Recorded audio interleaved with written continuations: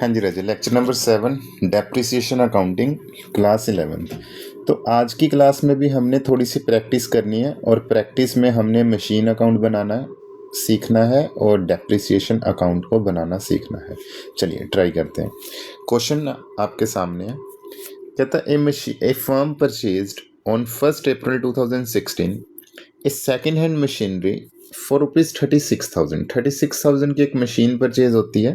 कब परचेज होती है? 1 अप्रैल 2016। 1 अप्रैल 2016 को मैं बोल सकता हूँ बेटा 16-17 में एक मशीन परचेज हुई है। And immediately spend 3,000 on it's repair and 1,000 on it's installation. तो राजे एक चीज़ याद रखना, अगर आप कोई भी मशीन परचेज करते हो या कोई भी एसेट परचेज करते हो, अगर उस मशीन के ऊपर या उस एसेट को खरीदते हो एंड इमीडिएटली अगर आप कोई भी एक्सपेंस करते हो तो उसको पार्ट ऑफ मशीन ही बोला जाएगा, उसको पार्ट ऑफ मशीन ही बोला जाएगा। एग्जाम्पल के थ्रू मैं आपको समझाने की कोशिश करता हूँ। मान लो मैंने 1/7/2014 को एक मशीन खरीदी 10,000 रुपये की एंड 1/7/2014 को ही उसके ऊपर थोड़ी बहुत रिपेयर करवा दी या फिर उसका इंस्टॉलेशन के ऊपर कोई एक्सपेंस कर दिया, मान लो 3,000 रुपीज़।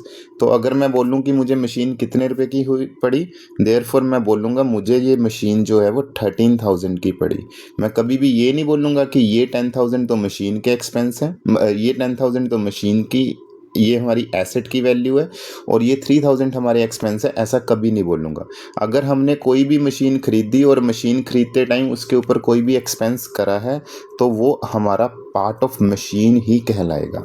ठीक है जी, ये बात क्लियर होगी। अब जैसे कि आपको इस क्वेश्चन में गिवन है, क्वेश्चन में क्या गिवन है कि एक हमने मशीन खरीदी है 36,000 की, उसके ऊपर 3,000 के मैंने रिपेयर के एक्सपेंसेस करे और 1,000 के मैंने इंस्टॉलेशन के एक्सपेंस करे। तो मैं यहाँ पे लिख सकता हूँ कि मैंने 1/4/2016 को एक मशीन जो है वो क्या करी है, वो परचेज करी है और उसकी जो वैल्यू है वो 40,000 रुपीज़ की वैल्यू है। 36,000 ये रहा, 3,000 ये रहा, 1,000 ये रहा, इन तीनों का टोटल कर दो तो 40,000 बन जाएगा। चलिए अब आगे क्वेश्चन क्या कह रहा है, कहता on 1 October in the same year, बोले तो 1 अक्टूबर सेम ईयर बोले तो 2016, 1 अक्टूबर को उन्होंने एक और मशीन खरीद ली जिसकी वैल्यू जो है वो 20,000 रुपीज़ की है। तो यहाँ पे लिख देता हूँ 1 अक्टूबर कौन सी होती है, 1/10/2016। एक और मशीन क्वेश्चन ने क्या करी है, परचेज करी है और जिसकी जो वैल्यू है वो है 20,000 रुपीज़। ये भी हो गया। ऑन 1 अक्टूबर 2018, 1 अक्टूबर 2018 को क्या हो रहा है वो देखो। 1 अक्टूबर 2018 the machine purchased on 1 April 2016। अब क्वेश्चन को ध्यान से देखना, कहता जो मशीन हमने 1/4/2016 को खरीदी थी, बोले तो ये वाली मशीन की बात हो रही है, ये वाली मशीन की बात हो रही है। कब? 1 अक्टूबर को। 1 अक्टूबर 2018 को क्वेश्चन कुछ कहना चाह रहा है। क्वेश्चन क्या कह रहा है, कहता 1 अक्टूबर 2018 को मैंने क्या करा, कहता जो मशीन मैंने 1/4/2016 को खरीदी थी, ये वाली मशीन की बात हो रही है, ये 36,000 रुपये की। ये मशीन जो है ना हमने सेल कर दी 12,000 रुपये में। तो यहाँ पे मैं डेट लिख दूँ, क्या लिख दूँ, 1 अक्टूबर 2018 को। जो कौन सी मशीन, जो ये वाली मशीन हमने खरीदी थी, जो ये वाली मशीन हमने खरीदी थी, ये वाली मशीन यहाँ पर आकर हमने सोल्ड आउट कर दी। और कितने में सेल करा उसको हमने मशीन को, हमने मशीन को जो सेल करा है वो करा है 12,000 रुपये। And on the same day A fresh machine was purchased for 64,000।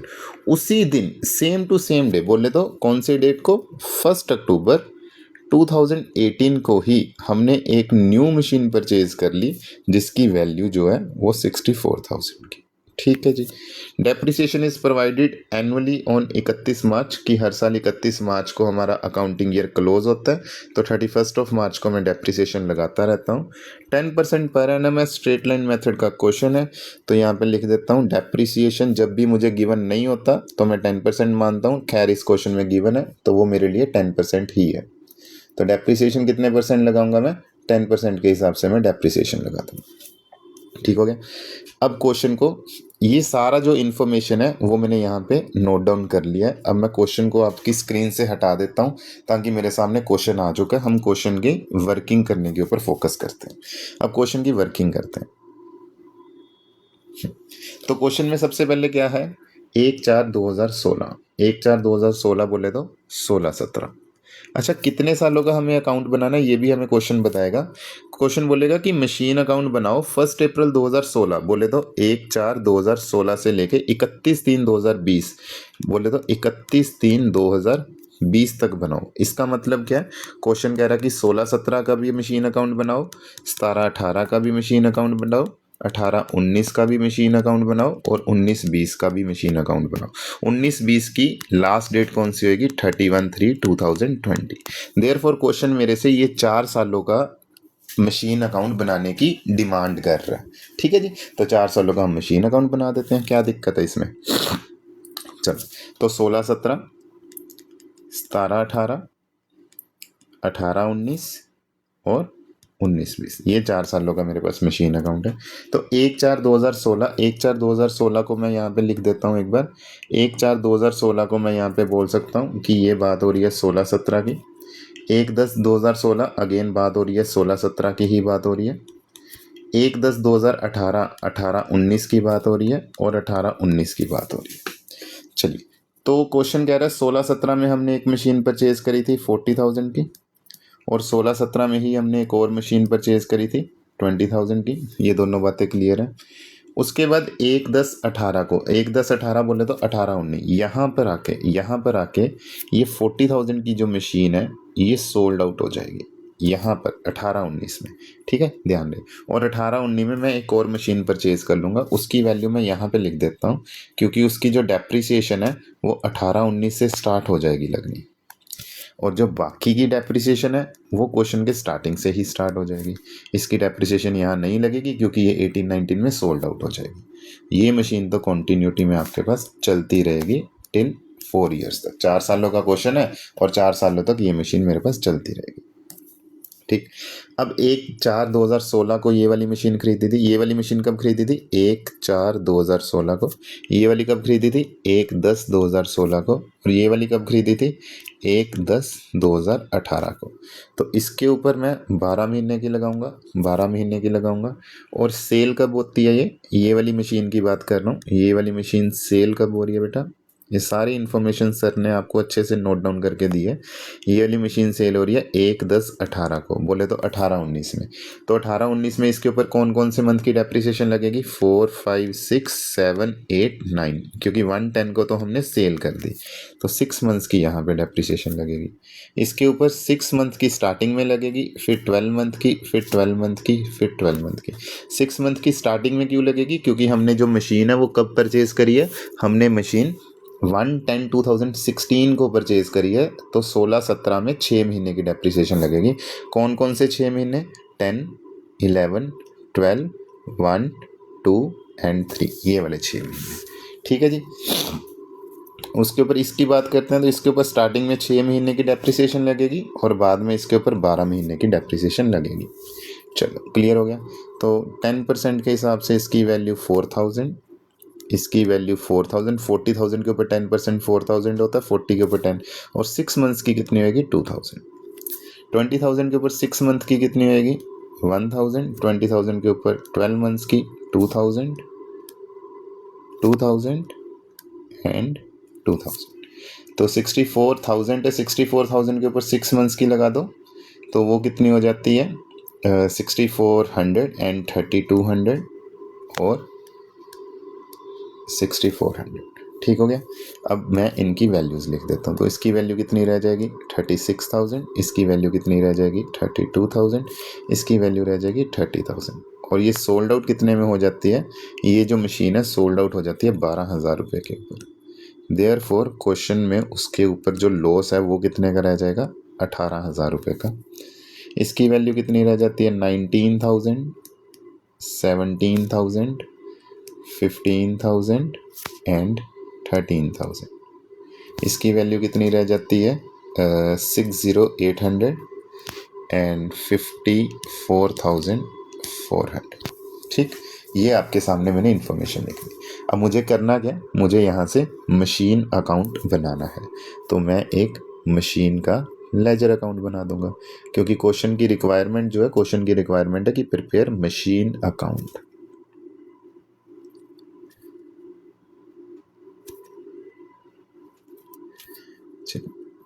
Date, particulars, amount, date, particulars और अमाउंट।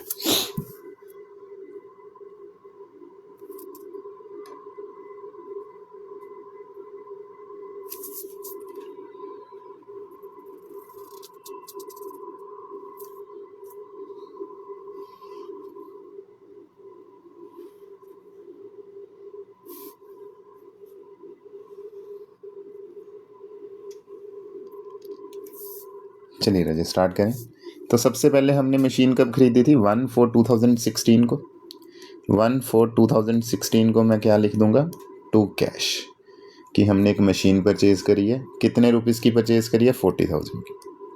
16-17 में एक और मशीन खरीदी थी जो कि 1/10/2016 को ही खरीदी थी। अगर कोई मशीन परचेज करी है तो यहाँ पे अगेन क्या लिख दूंगा, टू कैश 20,000। और बताओ 16-17 में कुछ और हुआ। 16-17 में हमने एक मशीन परचेज करी थी, एक और मशीन परचेज करी थी। तो जो दोनों मशीनें परचेज करी थी वो सर ने रिकॉर्ड कर दिया। और कुछ हुआ, मैंने कहा सर और कुछ नहीं हुआ। जब और कुछ नहीं होता तो साल के एंड पे डेप्रिसिएशन जरूर लगी होती है। और डेप्रिसिएशन लगाने की डेट कौन सी होगी, डेप्रिसिएशन जो लगाने की डेट है वो कौन सी होगी, डेप्रिसिएशन लगाने की डेट होगी साल का end, date is 31/3/17 by depreciation. और वो कितनी है, 4,000 + 1,000 डेट इज़ योर 5,000। उसके बाद क्या करना होता है, उसके बाद मुझे पैकअप करना है। पैकअप करने के लिए 31/3/17 बाय बैलेंस कैरी डाउन। तो यहाँ पे क्या कर देंगे सर, 60,000। तो यहाँ पर भी क्या आना चाहिए, 60,000। तो 5,000 की डेप्रिसिएशन है, तो यहाँ पर कितना आ जाएगा बेटा, 55,000। अब नेक्स्ट ईयर पे चलते हैं, 1/4/17 को, जिसको क्या लिख दूंगा मैं, टू बैलेंस ब्रोड डाउन। तो बैलेंस ब्रोड डाउन मेरे क्वेश्चन का कितना बन जाएगा बेटा, मेरे क्वेश्चन का बैलेंस ब्रोड डाउन बन जाएगा 55,000। अब ये बताओ 17-18 में कुछ हुआ, सर 17-18 में ना कोई परचेज हुआ ना कोई सेल हुआ, कुछ भी नहीं हुआ। मैंने कहा जब कुछ भी नहीं होता तो एक चीज़ ज़रूर होती है, डेट इज़ योर डेप्रिसिएशन। तो बात करते हैं हम 17-18 की। तो 17-18 की डेप्रिसिएशन ये आपके सामने है, 4,000 एंड 2,000। तो 17-18 को पैकअप कर दो। पैकअप करने से पहले 17-18 की डेप्रिसिएशन लगानी पड़ेगी। तो डेप्रिसिएशन सर लगा देंगे, क्लियर है ना। अब करते चलो मेरे साथ साथ, 31/3/2018 बाय डेप्रिसिएशन। और वो कितनी लगा दी सर ने, 6,000 रुपीज़ की। एंड 31/3/2018 इसको क्लोज कर दूंगा, 55,000 ये आ गया।